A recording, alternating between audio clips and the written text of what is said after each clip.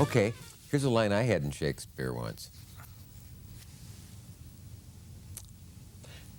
That such a crafty devil as was his mother, a woman who could bring all down with her brain, should yield the world this ass. $1,000. Now, when you first began that quote, I thought it didn't sound like Shakespeare. There was, and I cannot explain why it didn't have the feeling. The longer the quote went on, the more like Shakespeare it sounded. I don't know the quote. Therefore, I suspect it's from a play that I haven't been in, because usually if I've been in them, I know them. I've been in, I think, 27. Okay, now the clock is running out. That okay, narrows it I'm down. going to go for... A play you haven't been in. Okay, Cymbeline. No? Guess something else, just to make it more Timon fun. of Athens. Because it was Cymbeline. Are you... How did you do that? Now, did we rig this? Swear we didn't. We did not rig it. Cymbeline There's one person in the Royal Shakespeare Company who can come up with that line. And I just popped in my head because I had it in the Oregon Shakespeare Festival. Well... And it's a big laugh line if done right. Oh, it is? Should yield the world this ass gets a big laugh. Maybe it's what you were wearing. For 2,000, or some gesture an actor was making behind me. For $2,000, you'll tell me who said it. Every boy and girl out there knows. Okay. Because American education, as you know, is so much superior to yours. That well, one of the reasons that I'm so in love with my present girlfriend is that shortly after we started going out, she claimed that she could name all 37 plays. Now, this is something I have seen very experienced Shakespeareans fail to do. And I held her to it. I mean, naming the plays, that is. And thank you for clearing that up. And she did. All 37. You've got to love out, a usually? woman. Pericles? Yeah, Timon gets left out. The one we just mentioned. Titus Andronicus, as I heard someone say. People here call me Prospero, and that puzzles me. I don't quite know why they call me Prospero. Well, that's the Italian influence, Prospero. I don't think it is. And I don't think... I think it's stupidity. You know, I just thought of this, but of course, Prospero would have been the Italian pronunciation. Yes. But it wouldn't fit the line. The other reason you didn't think the line from Cymbeline, as I heard some of your countrymen say, was Shakespeare, is that it's not in verse. The line isn't in verse, it's prose speech. Okay, and let me guess the character. Is it Iachimo? No.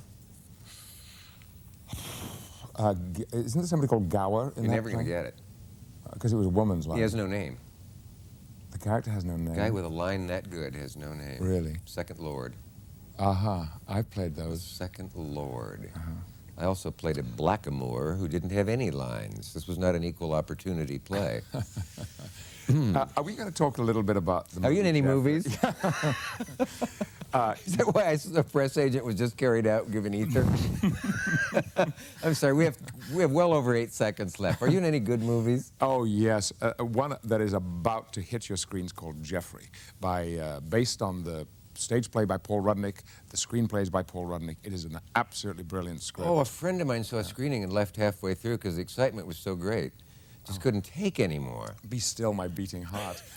I've always wanted to do that to somebody. No, but it's the advance word, which is worth what? I don't know. That is wonderful, isn't it? Yeah, it is terrific. Yeah. Can you get me into it? Absolutely. I could get you into I don't mean into the movie itself, but just to see it. A role in the movie. I've seen you act in movies. Get out of here. Kelly, my publicist, told me on the way here that you're in Apollo 13. Oh, I kind of steal that from Tom Hanks, frankly. I'm not surprised. Second I'm time. amazed Tom agreed to have you in the movie. Did the same thing to him in Forrest Gump, just right out from under him. But tell a bit about the film for those who haven't. Jeffrey is a story about a young gay man in New York who, more than anything else in the world, loves sex. He likes having it, he likes talking about it, he likes dreaming about it, he loves going out on dates. Contemporary. Nowadays. Yes, today. Not that I think people didn't love sex in the past. I'm sure that they did. I mean, we are living for us, huh? But, of course, this is the time of AIDS, and sex is a dangerous business, especially promiscuous sex. And he decides the only way to remain alive and safe is to give it up. No sex, no dating, nothing. Cold turkey. And so the movie is about the effect of this decision on his life and on the lives of some of his friends, particularly his closest friend, Sterling, which is the role I play. A gay man, an interior designer who lives with a young man who's a dancer in Cats, now and forever. who is HIV positive. So, but let me emphasize, it is a very, very funny play.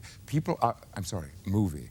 People are complaining, they are laughing so much, they are missing other jokes, so they're having to go back to hear the jokes that they missed while they were laughing. That's sort of what I heard, that people wanted to smack people for laughing so much, and that's a wonderful thing, except you don't want to go alone either, but what was it? A guy I know from one of the magazines, actually had to inquire what a line he missed was on the screen because it was something about. And then there are those who say, of course, there are certain subjects in which humor is not possible. These are the dumb people who say this, but they do say it.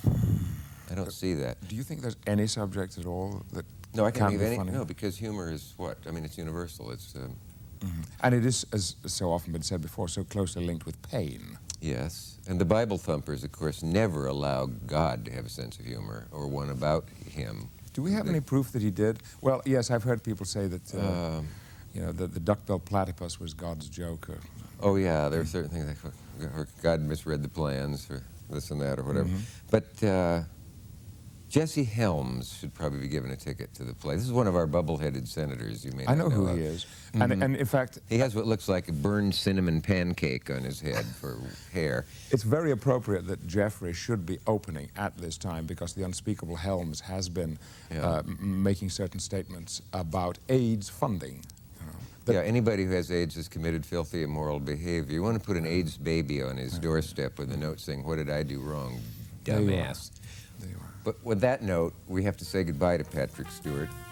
What a pleasure to have you here. Patrick Stewart. We'll see you next time.